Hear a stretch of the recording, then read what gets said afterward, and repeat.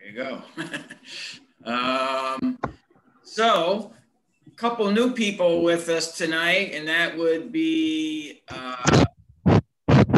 Maria, you got to mute yourself.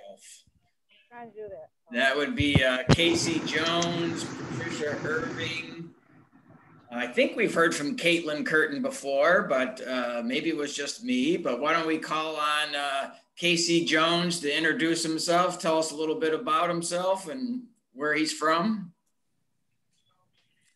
My name is Casey Jones. I am the executive director of Allegheny Hope in Allegheny County, and also the editor of a Facebook page called Allegheny Hope WNY, which provides a lot of information in regard to the COVID-19 situation and a lot of other community activities.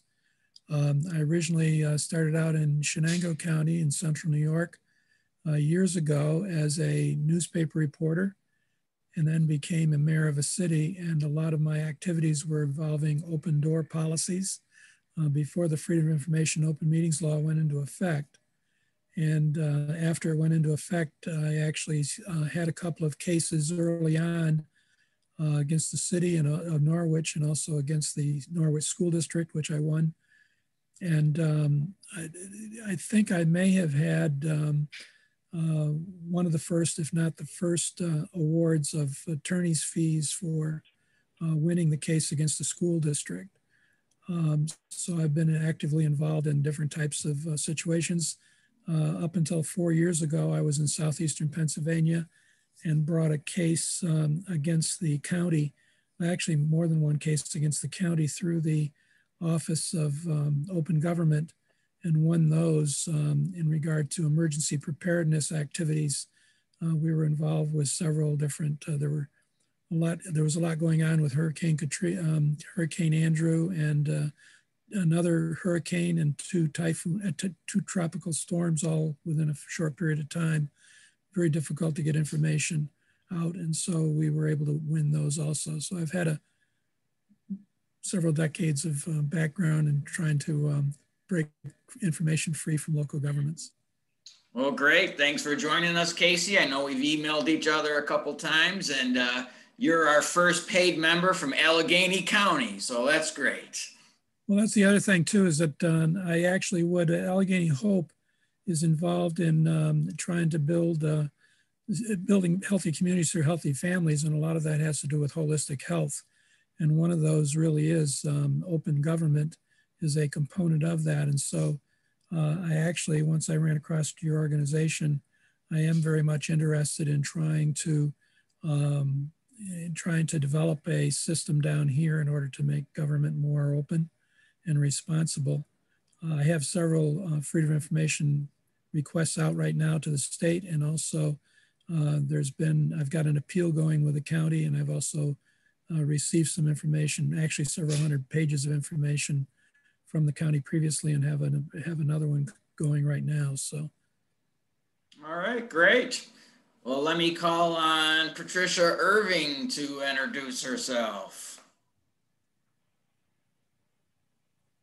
Are you there, Patricia? You're muted. You got to unmute yourself. Did already. Let me try. Oh, there we go. Okay. There you are. I'm out here in Suffolk County, Long Island. I'm a former mayor of a village here in Suffolk County, a little place called the Village of Ashroken. I actually ran back in, oh God, so long ago, 2004. And the platform was the caucusing and the Old Boy Network. So obviously I became mayor. I don't know what I really gained other than building a seawall. But here in Ashroken now, I see that everything, especially through COVID, there's just so much going on, and we're not going to find out about what went on by our local governments until later. So I'm a community activist right now. I found your organization when I was doing a research paper for transparency in government, and through Empire State. And I'm continuing a new degree in public affairs and emergency preparedness. And that's about it. You and Casey have a lot in common. You're both mayors. I just realized that as I was speaking. So you're our first member from Suffolk County, so that's great as well. It's good to have representation from Long Island. I had a lot of training from Robert Freeman out in Albany, upstate in Albany. Right. And when I left finally, he said to me, "Did you know that you are from the most corrupt area?" I said, "Nope, didn't find out till later, but thank you very much." But anyway, so all is well. I know a lot of people, a lot of names, and I don't think I would have been successful in processing a FOIL locally here had I not had some type of name recognition. So I'm trying to change that, and everybody reaches out to me in the community when they can't get something. So figured I'd try to link on with you. I had a family tragedy recently. I lost my mother, and I'm a new grandma. So I'm taking the summer off, and I figured I'd dabble with some of this. All right, great. Well, thanks Great for meeting joining everybody. us. And let me call on Caitlin Curtin, also a first member from Columbia County. Well, I was at not last meeting, but the meeting before. Right. But I did get permission from the Issues Committee, where I am now officially heading up our Sunshine subcommittee of the Columbia County Democratic Committee, and got permission to attend this organization officially and be a dues paying member. And not long after that, I really was excited to see, and everybody sent me emails and texts and everything, when our local Register Star picked up your press release and your letter about the shenanigans going on in the town of Philmont. And they covered it over, as I'm sure you know, over a period of days. Many people saw it. It had quite a bit of impact here on our Democratic candidates being willing to come out and take positions on this, and quite a lot of bipartisan support in our community. So just that small two things made a huge difference in building momentum on transparency in our county. So thank you. Great, and we'll talk about that Philmont situation in a little bit. Well, let me call the meeting to order. It's 6:42. And for some of our newer folks, we have an 11-member board of directors, and this is our monthly board meeting, but we open our meeting to everyone. So while we have board members who are the only ones who can make motions and vote on things, we certainly, anyone is free to comment and speak at any time. We don't just, limit you to 3 minutes or once at a time during a meeting. So you may hear me call upon a motion, and it would only ask that just the board members, and you know who you are, make motions and say yay or nay on the motions. But otherwise, it's kind of a free for all. Everyone can speak and say what you want, even on our motions as well. So that being said, let me move to hopefully everybody has a copy of the meeting agenda and packet. But the first item on the agenda are the minutes from our last meeting from May 13th. So hopefully people had a chance to look at them. And I'll call upon, we have 7 board members with us tonight. Any one of our board members to make a motion regarding the meeting minutes? I'd like to make a motion, we accept the minutes. All right, so a motion by Sonia to accept the minutes. Is there a second? My shy board members. I'll second it, Paul. All right, second by Joe Kissel. Any questions or discussions regarding the meeting minutes? If not, all in favor of approving them, say aye. Aye. Aye. Aye. Any opposed? Motion carries. Our treasurer's report is next, and our treasurer, Janet Vito, was not able to be with us tonight, but there is a written report from her that's in your packet. And I tell you, since we've gotten a link now so that people can join electronically, before you'd have to send a check, and some people still like to send a check, and that's fine too. But since we've done this electronic link, our membership has really doubled in the past 2 or 3 months, which is great. So as of May 31st, we're up to 39 paid members. And I think quite honestly, right now that we're probably at like 45. And as of May 31st, as the report says, we have $2,188.12 in our treasury. The other great thing is I ask when everybody becomes a member as to what county you're from, just to get an idea of where people are from. And last month we started out as the Buffalo Niagara Coalition for Open Government, and it was just Erie and Niagara counties up in the Buffalo area. And we've expanded now statewide. So last month we had 13 members from 13 different counties.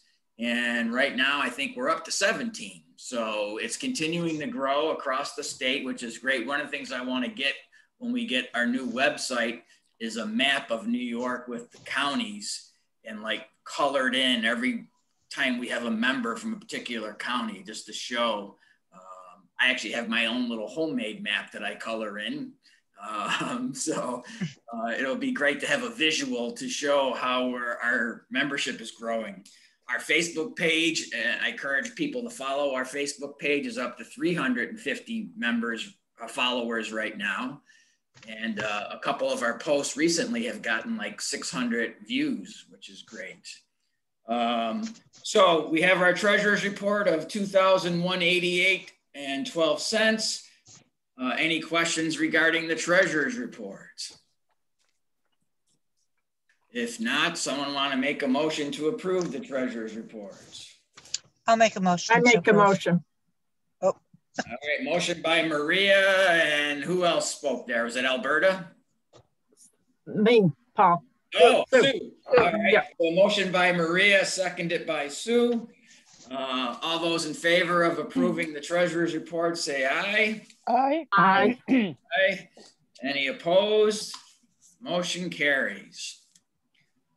So that takes us to the next item, which is legislation in Albany.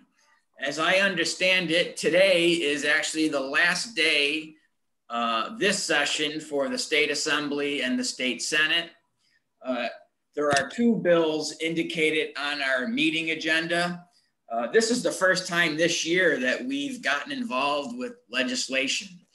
I sent an email out one time. There's 212 state legislators. I sent an email out to 212 state legislators talking about open government. And I had a couple ideas listed as to changes that could be made in the law. And if anyone was interested in introducing these bills, it would be great. And nobody contacted me. So this was a couple months ago. I did it again. In particular, there was a legislator, Amy Paulin from the Westchester area, who I was very much interested. I've sent her emails in the past and got no response. And she has introduced legislation in the past regarding the open meetings law. Well, this email that I sent to 212 legislators, she responded to. I think it was like 10 o'clock at night, said, you know what, I think these are great ideas. I want to introduce some of these. And I said, well, that's great. So her and I started communicating by email. So there's two bills listed on our agenda in particular that we've been kind of following. And in the strange world of Albany, some of the original legislation has been amended in ways that we didn't necessarily like. But both of these bills have now passed the Assembly and the Senate. So let me just talk a little bit about these two bills. The one bill we originally supported, and we actually sent a memo of opposition out regarding. That bill has now passed both the Assembly and the Senate. You know, as I take another look at it, I mean, maybe it's not a horrible thing, but here's what that bill does.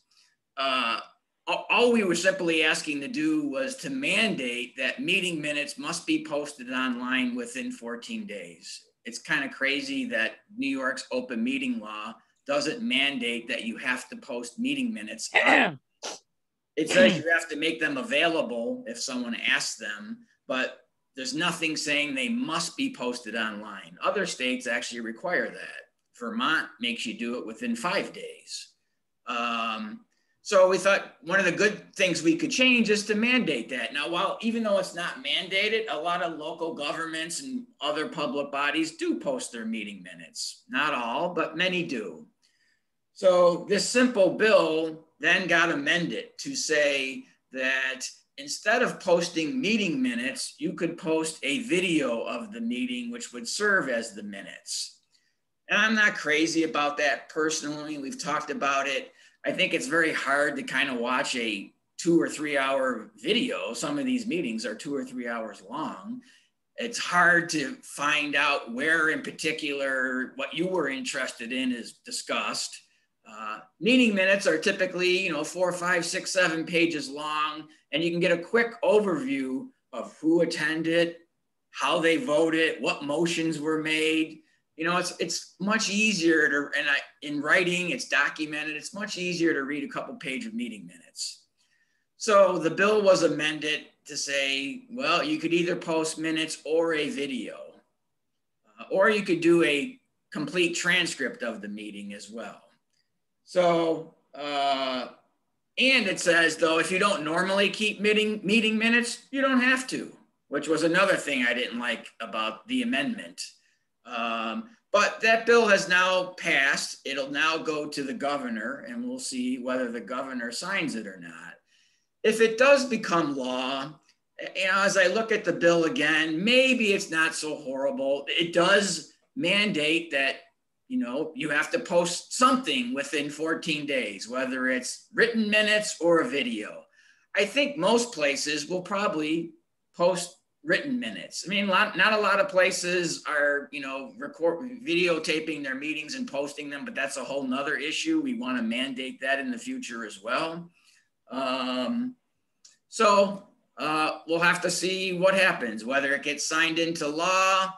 I don't know if we should send a memo to the governor saying, fine, we support it being signed, or whether we should say, you know what, Governor, we still don't like this bill and we'd rather you not sign it. There's pros and cons. It's kind of a half a loaf. It's mandating that you post something. I'd rather it be written minutes than video. So we'll have to see. Any comments on that? Hey, Paul, does this cover virtually any government meeting in the state of New York? I believe the law says it applies to public bodies, and that's why I think they put in there, some public bodies don't necessarily keep minutes, whether, it's a committee of something, but I believe it would apply to everyone. So that would include power authority and various authorities? Right. Okay. And interestingly enough, someone said to me, what probably happened here is the New York State Assembly doesn't print or post meeting minutes, but they will put up videos. So I don't know if it was just kind of a way, well, hey, this is how we do it, so why don't we, give everyone that option? But so Paul, if this passes the governor's signature, and when we choose not to rock the boat and say we want something better, when would be the next time when a change could be implemented? Like a year from now, or how does that work? Like a year from, well, actually, the legislature will go back in session in September, and it can be reintroduced. Something new could be introduced then. They typically don't pass things until May, June. And does the governor have the authority to change anything, make it better to our liking, or he can't do that? He can just sign it? Sometimes they'll negotiate making changes to it, but usually it's he votes, he either signs it or rejects it. Okay, thank you. Caitlin? Yeah, I agree with you that this is not the full loaf, but I also think given technology, the half loaf is better than none, because there's a lot of tools that you can use if there is a video to then make a transcript that activists or other people could use and to disseminate it. So it certainly is better than nothing. And then it does start to set a precedent and a requirement for minutes where currently there is, little or none. and little or no minutes are being kept. So it isn't perfect, but I wouldn't at this point advocate against it. Also because it seems like this then could be used as a reminder. The passage of this bill can be used as a talking point locally to say, listen, hey, you know, this has just been done.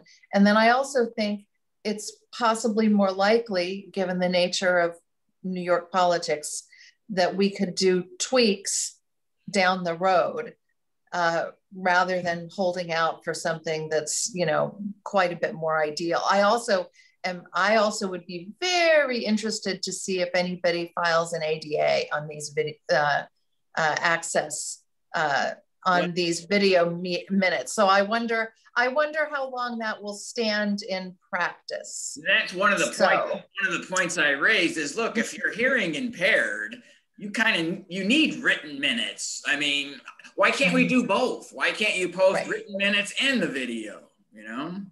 But good points. Casey. Well, I just throw out some thoughts as they're going along here, is that I would agree with Caitlin in regard to some of the basic premises. But number one is I don't understand the aspect. As long as you have a public meeting, you're supposed to have public minutes. And so I'm not sure how that works into it. But the piece is that if you try to go back against the bill, I think that might be a problem, in that the next time it comes up, you know, the governor or the legislators may say, well, we went through this and they didn't like it and we're not going to do anything more. The other part about it is that right now, at least in this area, most of the governments aren't posting their minutes on the board to begin with. And so this provides another tool to approach governments and say, look, you've got to be posting something. The other aspect is that if I know, as soon as I know that the video goes up or something, I can also make a written request to the municipality and get those.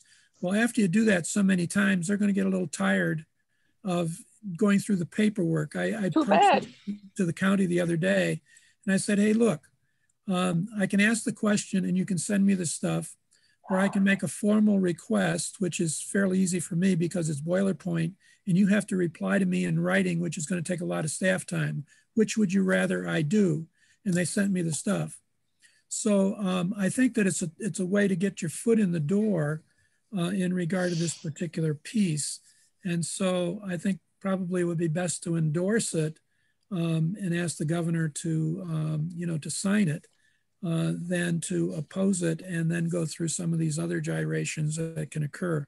It may not be perfect, but as I say, it provides an opportunity.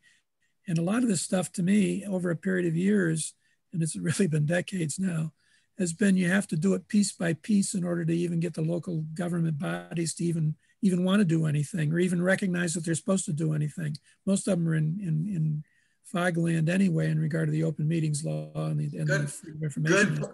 Good points, and something we have to keep in mind as well is that the last time the open meetings law was amended was, I believe, 10 years ago. And for us, in our first year, to get 2 bills passed, although they're not completely to our liking, is kind of pretty amazing, truthfully.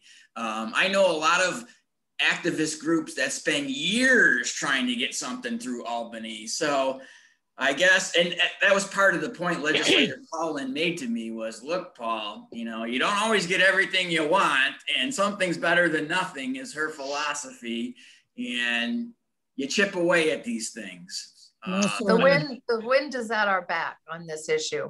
Yeah. Right. Joe, let me hear what you have to say. We've got a lot of comments tonight, so I'll try and be short. So, basically my first point is that we need to be advocating for any changes in the open meetings law. User friendliness cannot be taking a step back in terms of this, providing minutes like you're pointing out, Paul. It takes a lot longer and a lot more effort to track something down in a 3-hour video than a 3-page report. So, that is something that I think that we have to, user friendliness is huge in terms of open government. It's not just being able to see something, but how difficult also is it to get to the information. And I think we should go ahead with the legislation because, like it was pointed out, this can be a talking point going forward. If nothing happens, there's nothing to talk about. If something happens, we can talk about it and then talk about the next thing. The point about the hearing impaired issue sounds like they painted themselves into a corner with this. So we should absolutely let them do that and then point out, oh, by the way, so thank you for pointing that out. Okay, so this isn't perfect legislation, but something that we can encourage to municipalities is at least provide timestamps or locations in the video where important things happen. Like, for instance, anything that has to do with city finances should be timestamped, because this is all critical stuff. Issues that are of large community importance. And, these city clerks, they should know what those issues are. Something that affects one person, maybe not so much. Something that affects the whole city, yeah, you should put that, just put a time down in 3 words. Also, what did Assemblywoman Paul say about moving forward in terms of what we should do next with the legislation? What was her recommendation? Her philosophy is passing something is better than passing nothing. So, hey, if this is what we have to do to get it passed, then we get it passed this way and we try to make changes in the future. Yeah, I mean, I think we should probably go with that, because we don't want to necessarily look like we're being seeking perfection and obstructing, by being dogmatic about. So those are my comments. Thank you. All right, let me hear from Alberta, and then I'll get to Sonia, and then Caitlin. Alberta. Okay, 2 quick points. A law should be open to everyone. And if hearing impaired people, visually impaired, cannot use it, then it's not open to all people. That's number 1. Number 2, is there any penalty for not following this? No, just the usual, and that, you as a citizen can sue, but, that's another project in the future, is we got to get some enforcement of the open meetings law, but there are no real penalties other than embarrassing reports by us and lawsuits. Which seem to have some effect. Yes. Good, yeah. Thank you. Sonia. Hi, everybody. Joe, you made very good comments, very important ones. And I also feel we ought to have an advocacy where we're teaching people why it's important to have transparency. And we've got I'm sure on our website, the law on it. Timestamp is very, very important. And Paul, I think we're going backwards. And, I see our legislature, transparency doesn't seem to be important. And I think because they would like it not to be exposed. Minutes, agendas ahead of time. We need to really do 3-4 revolutions. Look at Massachusetts. If there's a problem, the citizen doesn't have to take the lawsuit. The Attorney General.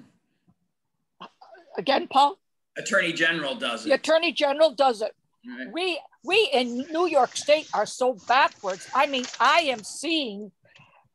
I've been participating in government since at least 85. And when I was in high school, I went, and it used to be a lot better. And over the years, and in like the last 15 years, it's gotten worse. We have to educate people about why it's important to attend meetings. And we've got to hammer away at the R&Ds and I's in Albany. This is ludicrous. Oh my goodness. I don't want to get you riled up this early, Sonia. Well, the thing is, it's my brain's going so fast, I can't. I think we have to do the reverse. And another thing, because it's an election year, when these various people running, when they're voting no, and we know how they're going to vote, hopefully on these transparency or legislation, we'll bring it up. Look at, this is what this person's voting for, and make it be known. We're going to let your constituents know how you're voting. Yeah, so let me talk about the other bill that has passed both the Assembly and the Senate. This one, New York law, as far as posting meeting documents before a meeting, what the law says is if you have a website, to the best extent practicable, I love that word, you should post meeting minutes online. And the legislation that Paulin introduced says that you have to post it within 24 hours before a meeting, at least 24 hours before a meeting. Now, we got half a loaf on this one too. I wanted to remove to the extent practicable, but that's still in there. But what was taken out is it said to the extent practicable as determined by the agency. What has been taken out is as determined by the agency. So the law will read now, if the governor signs this, that meeting minutes should be posted online to the extent practicable at least 24 hours before a meeting occurs. So it's an improvement, but not a complete improvement. There have been court cases that have said, somebody filed a lawsuit one time that said, you know what? You didn't provide these documents sufficiently ahead of time. They were posted an hour before the meeting. It was a big zoning planning board issue.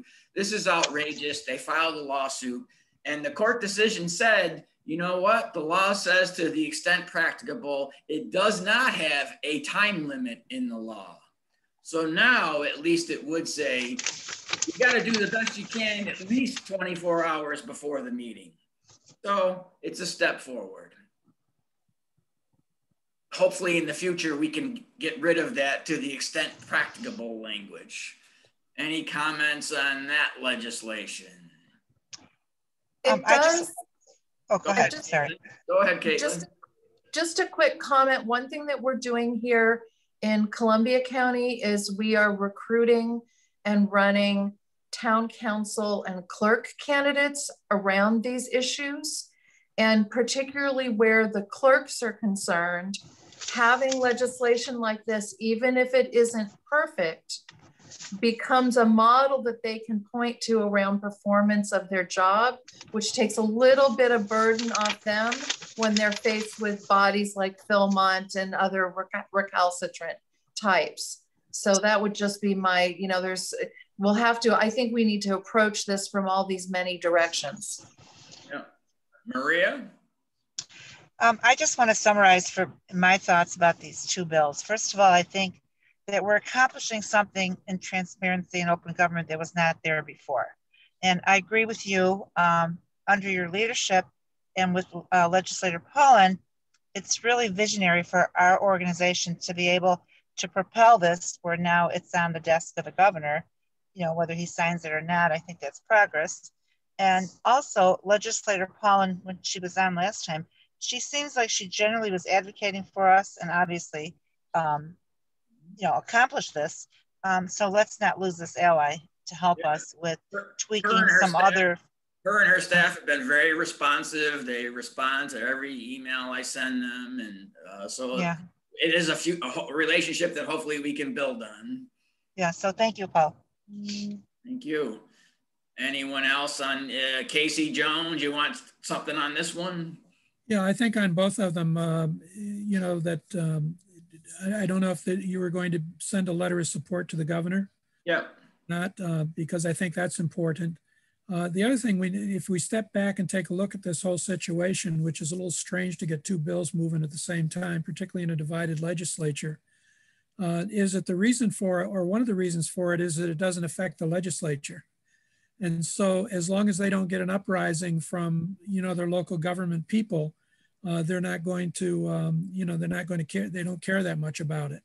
The one the wonder about is like the Association of Towns and the New York Conference of Mayors and the NYCOG and all of those other ones, if they're going to oppose it before the governor or not. Well, and that's where that, to the extent practicable language comes from, is the towns and the mayors push back saying, look, you can't make this completely mandatory. We're, short staffed, there's technology involved. You've got to give us some leeway. So that's where this, well, as best you can language came from. So I didn't realize that, because that's important. So if they participated in it now, they may not oppose it. And so that's important. But getting these bills, in the hopper and having your presence known, ends up being important, that you've established a lobbying presence in Albany, and that, you can use that in a whole lot of different ways. So as I say, I think it's important that both of these be supported, and that if at all possible, the governor signs them, and then you build from there. Sonia, did you have something on this? It sounds like we serve them, not that they serve us. It's been my experience that things were going backwards, and I see it not just in my municipality, other municipalities.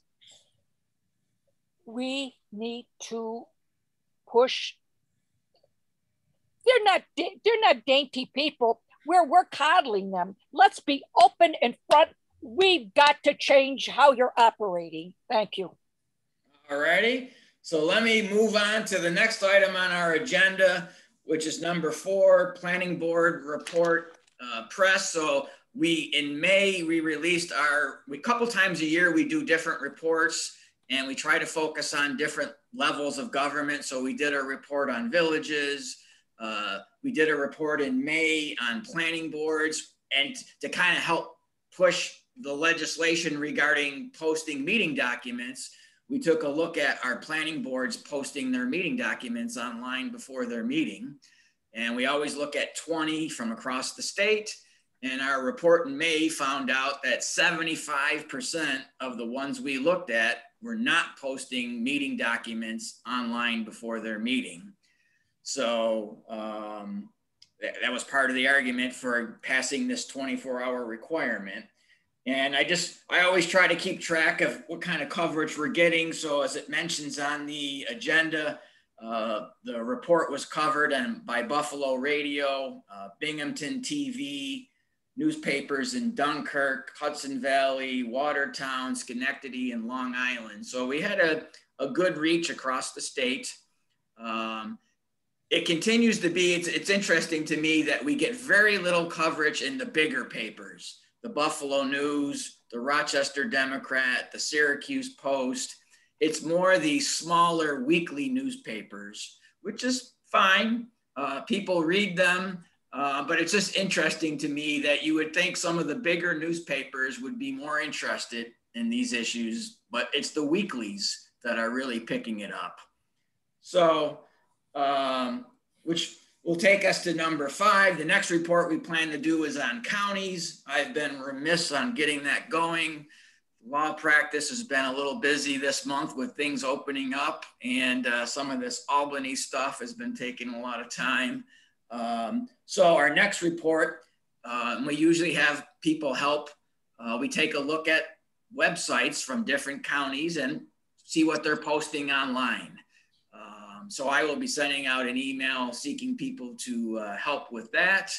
And I think maybe what we'll take a look at are county board of elections. Every county has a board of elections, and just my quick look, they're pretty bad as far as posting anything. So you'll be hearing more from me about that, and we can work together on that. So then I'll take us to number 6, which is our Philmont, New York letter. So in your meeting packet is a copy of a letter that we sent to the Philmont Village Board. Philmont is a small village of like 1,100 people, I think. But I saw an article in the Columbia County newspaper where they had a discussion at their meeting. Like many places, they had been live streaming their meetings, posting videos of their meetings online. And we hope that continues. I think that's a great resource for people, that if you can't make it to the meeting, you can watch it live. And if you miss it live, you can watch the video. we've seen across the state, thousands of people are watching these meetings. City of Buffalo had 17,000 people watch a Facebook live meeting of the city council. In Ogdensburg, New York, which has 10,000 people, 1,000 people signed on to watch a meeting. I mean, people are interested. And while a lot of people may not have time to go to meetings physically, if you make it easy for them, they're interested, they're watching it. You can see the numbers. But in Philmont, the mayor said, you know what? Now that things are opening back up, we don't need to live stream our meetings no more. We don't need to post videos anymore. I prefer to do business in person. And two of the board members said, well, why can't we do both? I mean, why can't people come in person, but you know, you can watch it live stream, watch the video. No, we don't need it. I don't want to do it. I prefer to do business in person. So two of the board members said, well, you don't just call the shots here. Let's have a vote.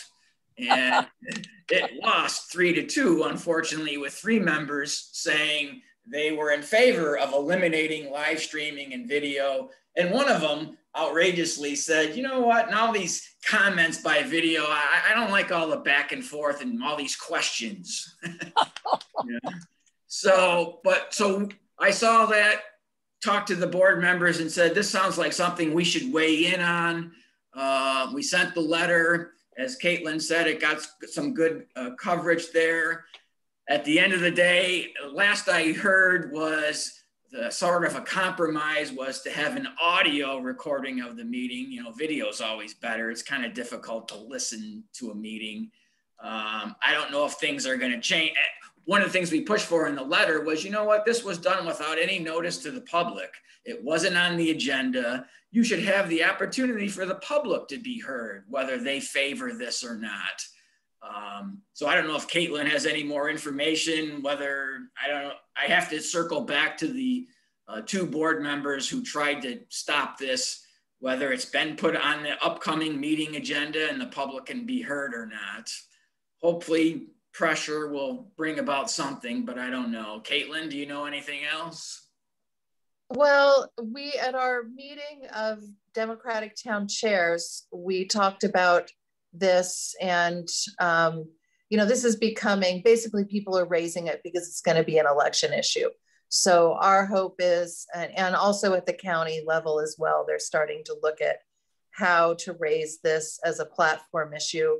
So our expectation is that the, you know, this access and community engagement is going to be a big part of our planks, and we're hoping to turf out you know, what I'd call our old guard, our old boy, usually boy, network here in the county.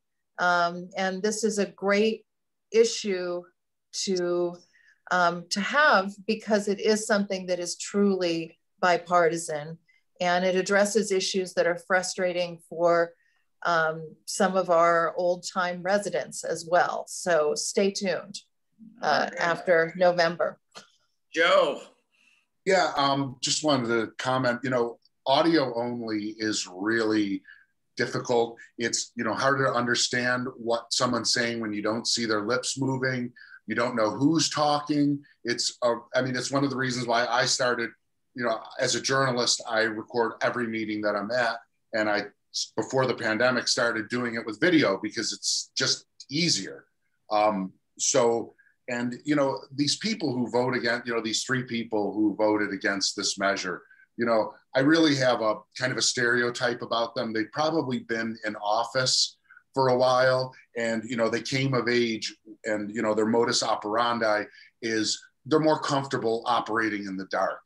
And that's why we really need to get a new generation of politicians in there, and one who is just, you know, open government is the first step of everything. And there's just so many politicians out there who, you know, a couple of years ago in North Tonawanda, one of their rallying cries, the council majority Republicans were, what is transparency? Tell us.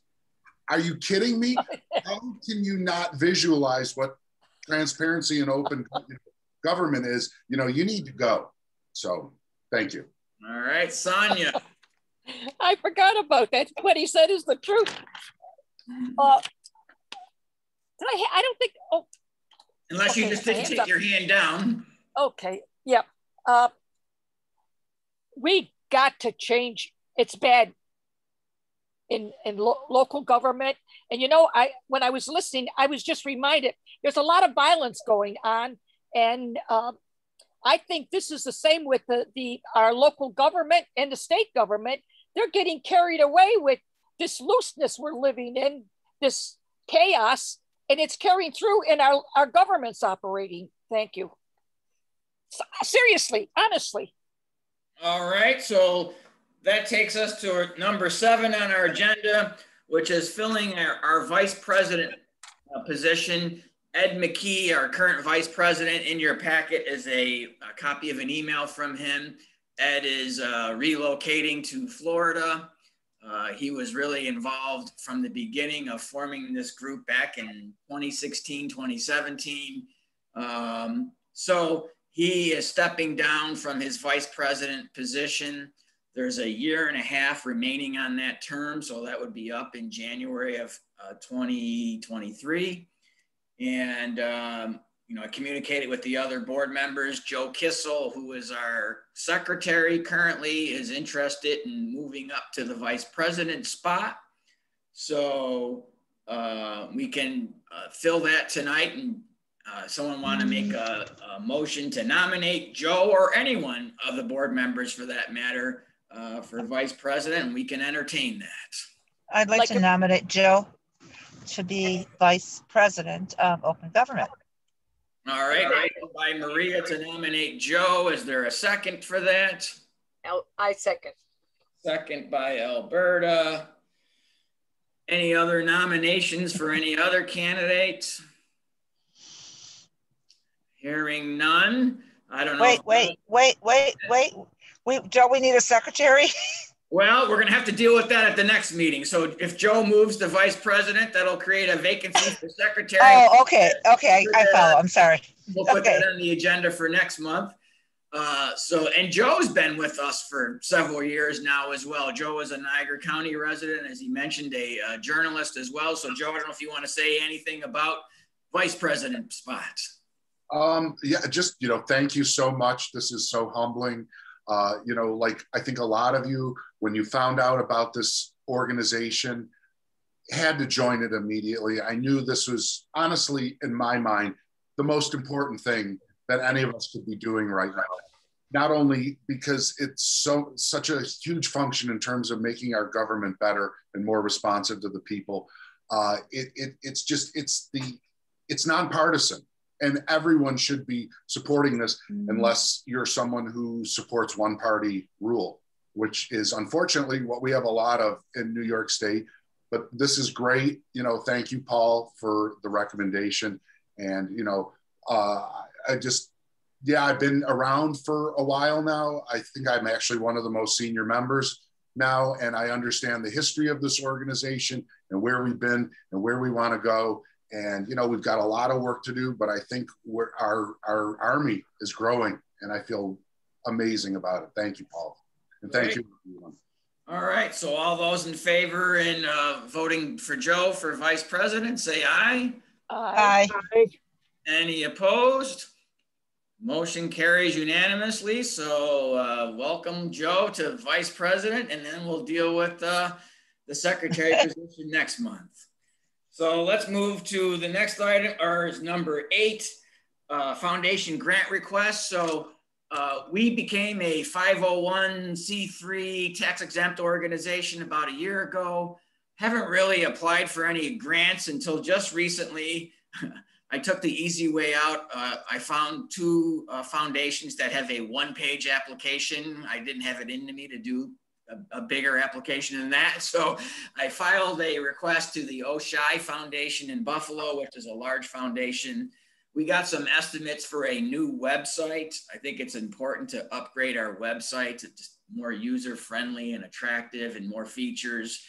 And we got some estimates. The lowest estimate we got was like $2,800, which is, great. It's not that much. So, but I said, hey, if we can get a foundation to pay for it. So the Oshai Foundation turned us down. They said due to COVID, they're kind of focusing their efforts on other places, which is kind of ironic because COVID is the excuse for a lot of places for not being open. And then the Knight Foundation is a national foundation that really funds a lot of type of stuff that we do. So I've sent in a request to them. I haven't heard anything yet. So hopefully soon we'll hear good news from them. It's not a lot of money to ask for. I thought this would be a nice first request. It's a specific project, not a lot of money. So hopefully we'll hear something good from them. In any event, we almost have enough money in our account to pay for the new website as well. I'd rather not completely drain our account. So we'll see. Maybe, I forgot to mention actually important news under the treasurer's report. It didn't show up on the books yet because it was after May 31st, but we got a $500 contribution from a local law firm in Buffalo, Lipsitz Pontario. John Lipsitz is a great attorney who does some open government lawsuits. In the past, they were our biggest contributor for $300. I sent them a request for $500. I'm getting a little bolder and see if we can up it. And they gave us a check for $500. So that's great. Tomorrow, I'm going to send an email out to about 100 attorneys that I know, seeing if they'll kick in $20 or more just as a donation, and we'll see how that goes. So we almost have enough money to do the website without a grant. I prefer to do it through a grant, and we'll wait and see what happens. So next is our guest speaker. This year, we started kind of with every meeting having a guest speaker, which has been really interesting and kind of breaks up just me talking too much. So Jim Meany is signed in. Hopefully he'll click his video on there. And Jim has a website in Geneva, New York called Geneva Believer. And they have a great website for the past several years now, kind of like a watchdog, just reporting on things going on in Geneva, New York. He got under some people's skin that he was reporting some interesting conflicts of interest and actually got sued. And the First Amendment Clinic in Cornell, we've had them on as a guest speaker a couple months ago.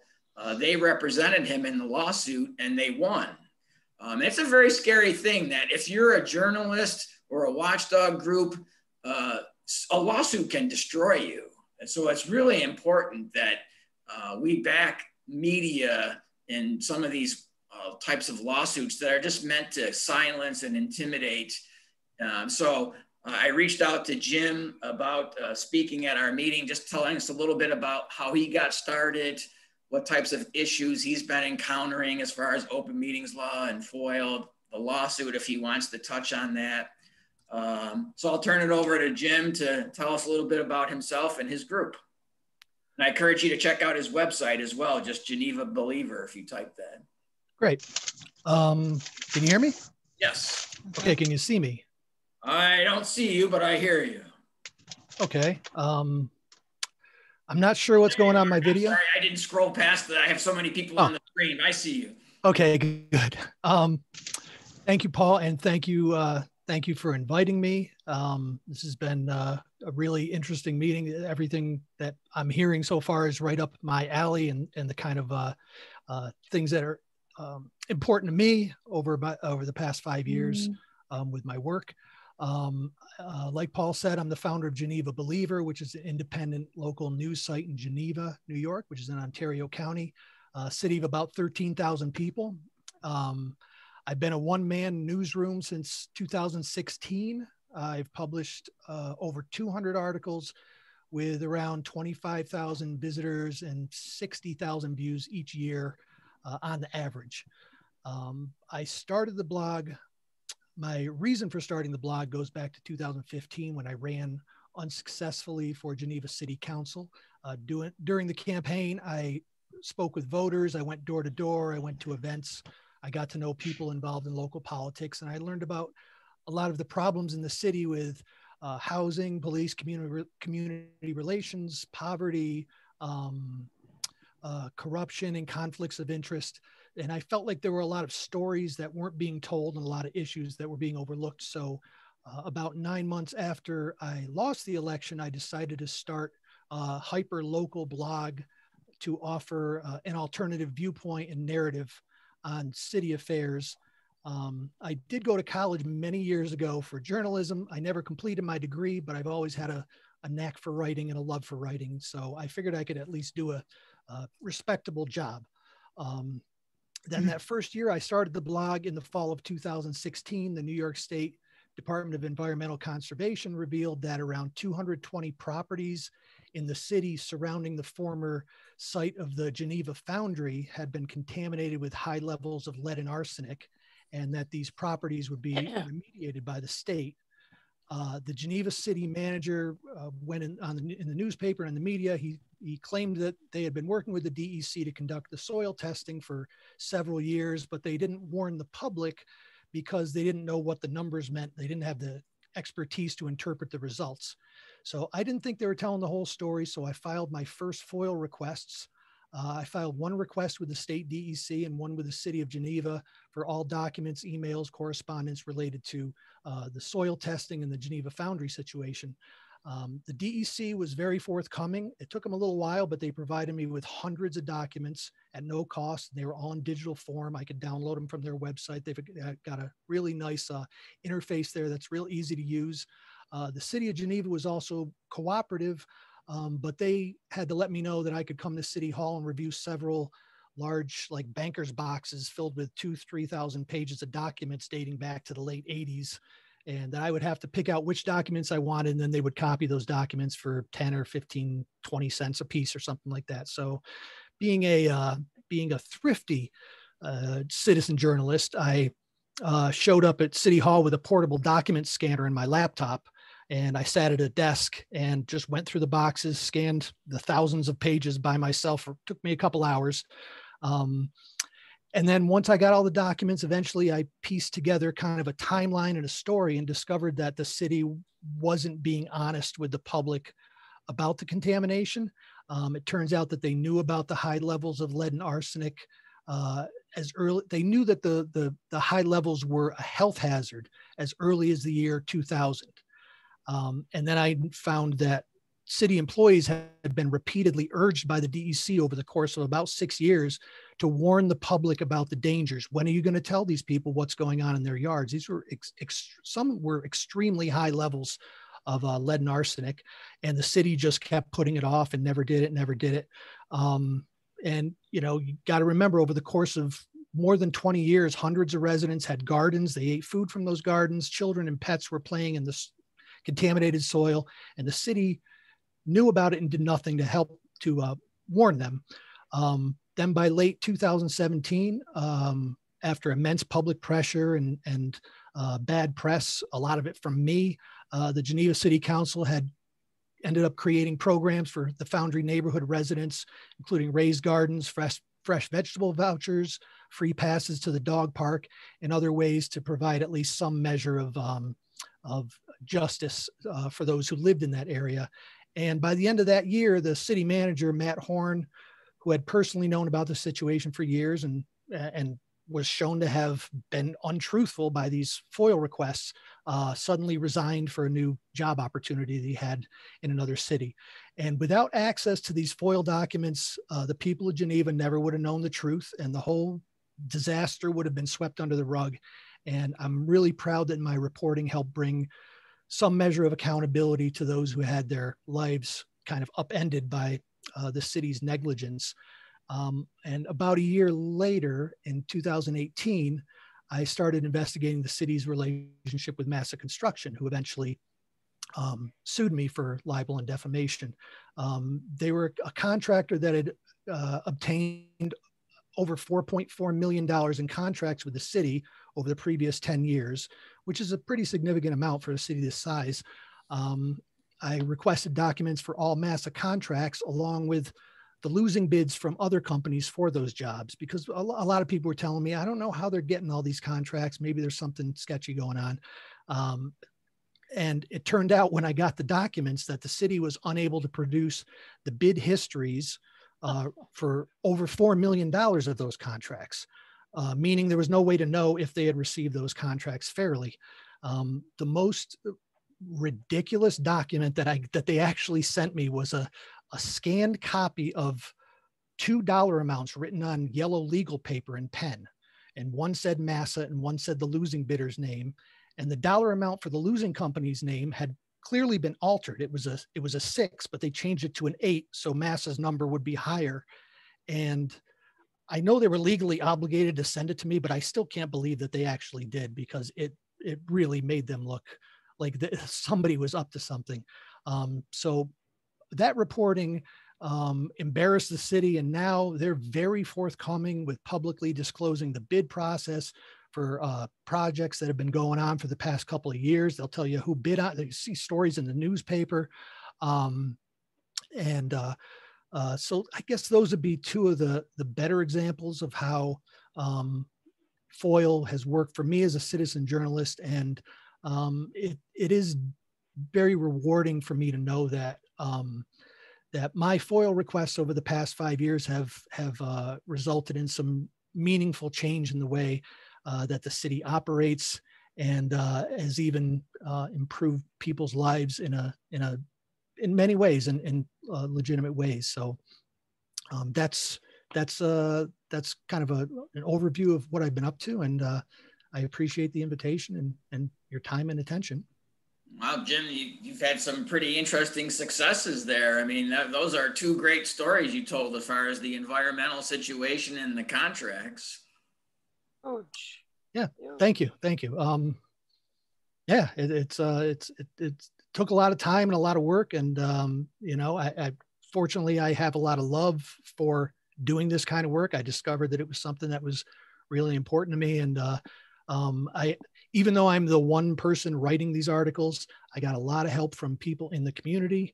And a lot of the stuff that I touch on, people don't really want to talk about in public. So they send me information and they send me tips and documentation. So even though I'm the one guy, I've had a bunch of people working behind the scenes who've really helped push it along as well. So the lawsuit against you was by the company that was getting all those bids? Yes. They, in 2019, one of their employees won a seat on city council.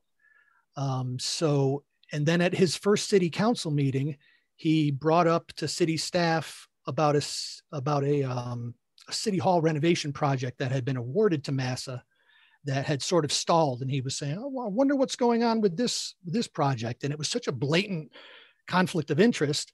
I wrote an article and I linked to all my previous articles, and I said, this company has one of their employees in city government, and he's already pushing for them to speed up a process or to get more of a contract, or to get a contract moving.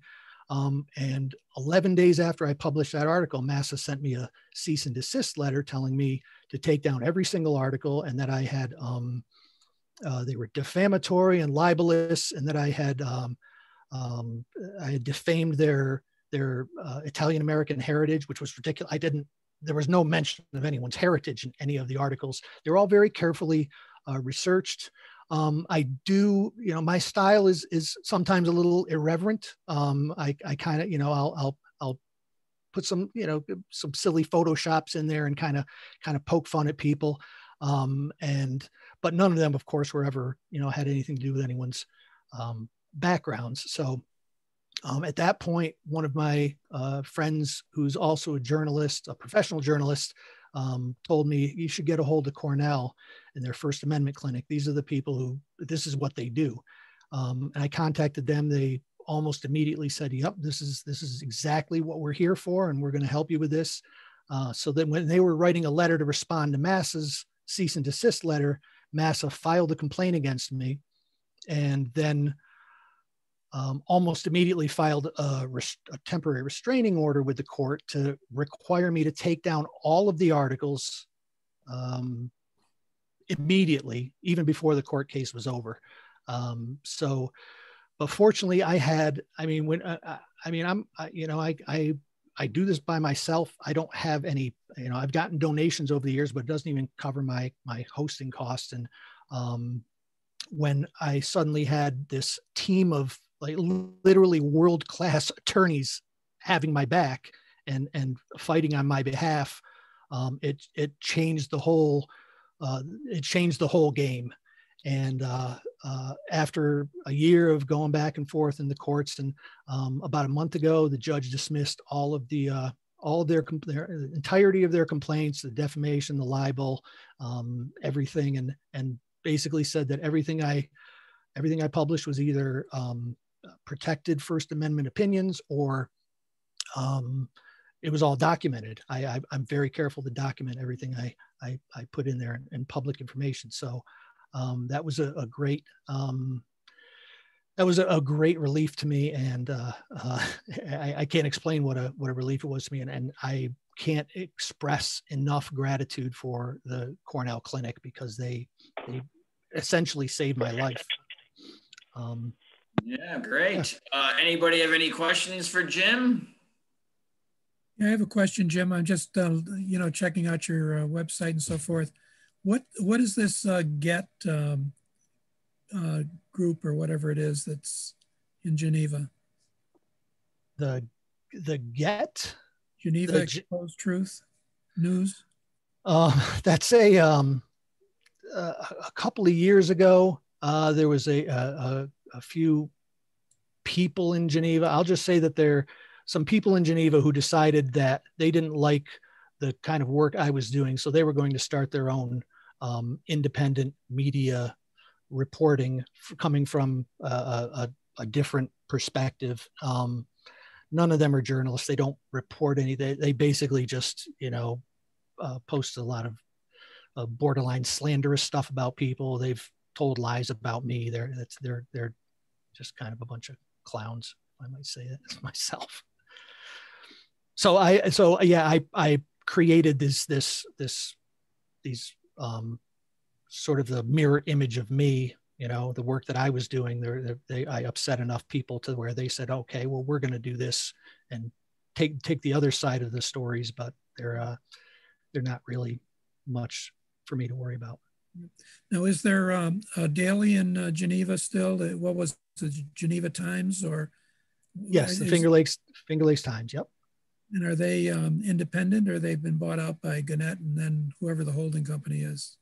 I can't remember the name of the company, but yeah, they're owned by some company out of Illinois or Indiana or something like that. Yeah. Although they seem to do a pretty decent job of local reporting. I check them out frequently. Yeah, they do. They do cover local stuff. I don't, not to toot my own horn too much, but I think that their reporting has improved since I started, scooping them a lot of stories. They're not really fond of that. So they've been a little more on top of things over the past few years. And I think that's another way that I've kind of another result of the work that I've done is I've kind of helped remind the local newspaper what they really should be doing. Joe, do you have a question? Yeah, it's not that hard to scoop the local media anymore. Yeah. So that's amazing, what you've done. I was curious about your foils. Why do you think that you got all the incriminating documents that you did? He's got a right to them. You think that it was just sort of like not that smart on their part, or did they think they were going to bury you in documents and that you weren't going to find them? Why do you think you actually found some of these smoking guns? I really think it is because I was tenacious about it. I learned how the whole FOIL law works. So when I would send a request, if I didn't get a response within 5 days, I would say, you are required to give me a response within 5 days. Tell me what's going on. And then they would respond, but they wouldn't give me a date, or I'd say, you are required to do this. And I stay on top. I stayed on top of them for a while. For my first few requests, most of them are with the city of Geneva. I've requested from other places, but I've always, and I tell people when they ask me like, how do you do FOIL requests? I said, just let them know you know what you're doing.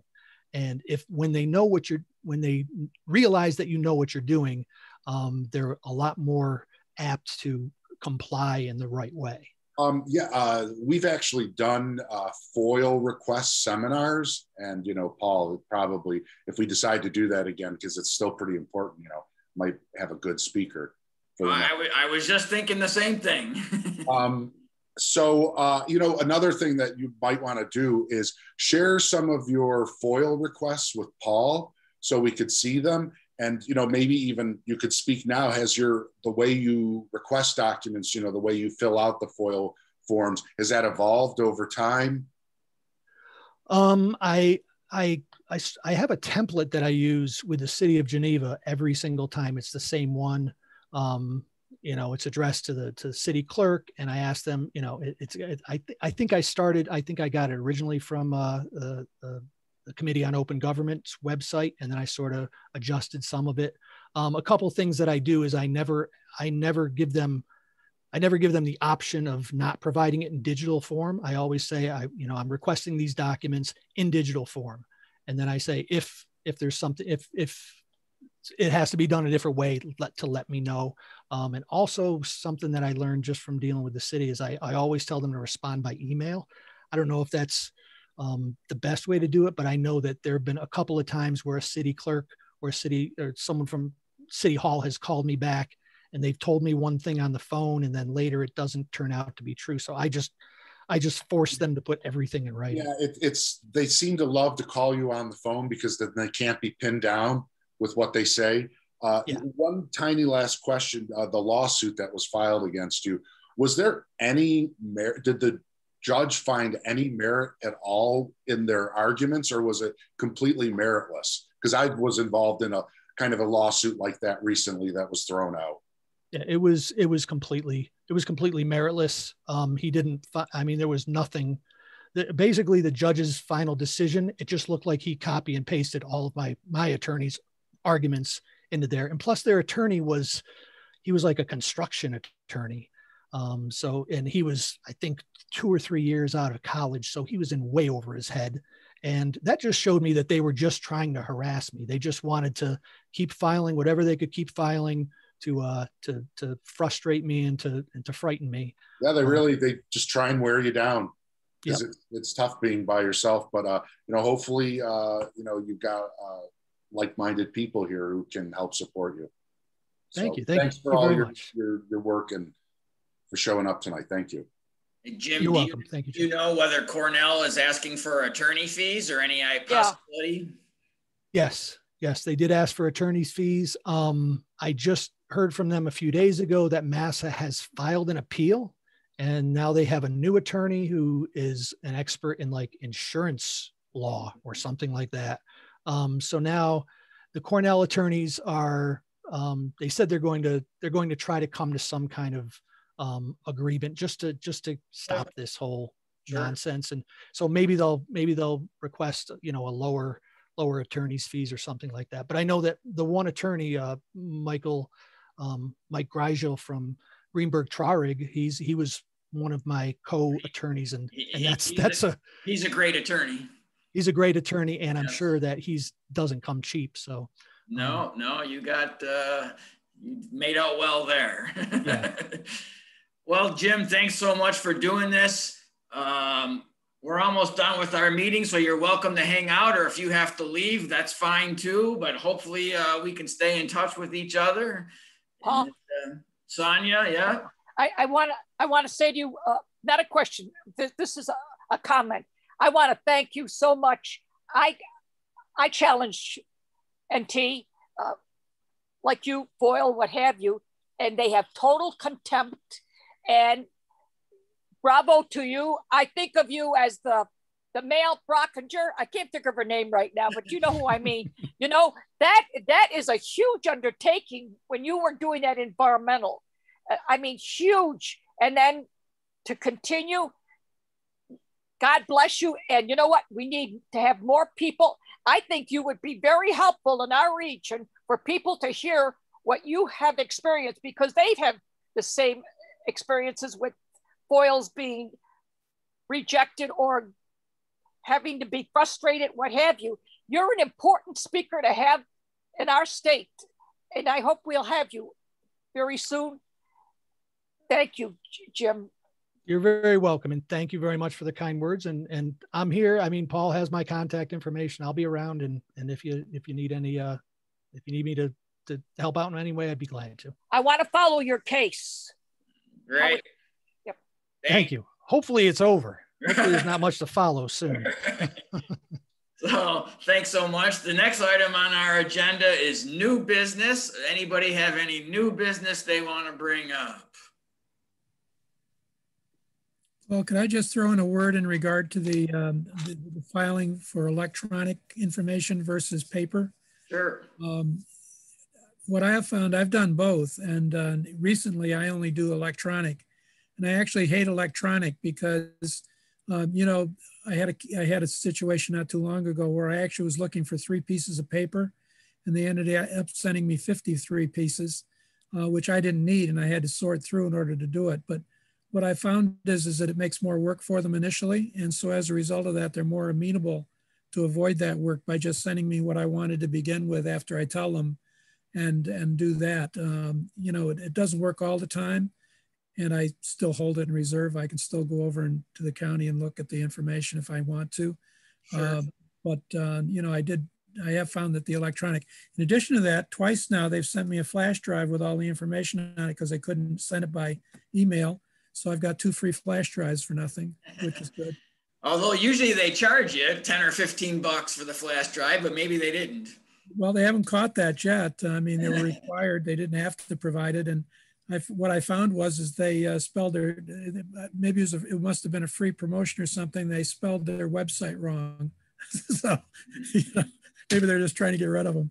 All right. Great. Yep. Paul, could I ask Jim a question related to a foil I did? Well, we got to really kind of wrap this up here. We're getting late, Sonia. I'll make it real quick. I do make anything quick. Jim, did you ever foil for an audio? A foil for an audio of a meeting, a board, whatever? No, I haven't. Okay. I have, and what I got was not what it was incomplete. That's why I asked. Thank you. All right. Not over, Paul. All right. Anything else under new business? If not, our next meeting will be July 8th at 6:30. We typically meet the second Thursday of each month at 6:30 via Zoom. I think, you know, I miss seeing people in person from the Buffalo, Niagara area, but now that we have people from literally across the state, I think the Zoom meetings are working very well. So the next meeting will be July 8th, 6:30. Usually I try to a couple of days before, I send out the agenda and the link for the meeting, so I'll do that. And we try to keep our meetings typically to an hour, hour and a half, because we know people's time is valuable. So we're close to an hour and a half here. So I'm going to wrap it up. Someone want to make a motion to adjourn? I make a motion to adjourn. All right. Is there a second? I second it. All right. Second by Sue. All in favor, say aye. Aye. Any opposed? Motion carries. So this meeting is video recorded. If anybody wants a copy of the recording, you can send me an email. We try to post it also on our website or Facebook page, and Joe helps with that, so that's great. So thanks everyone for attending. We'll hopefully see you again next month. Good night all.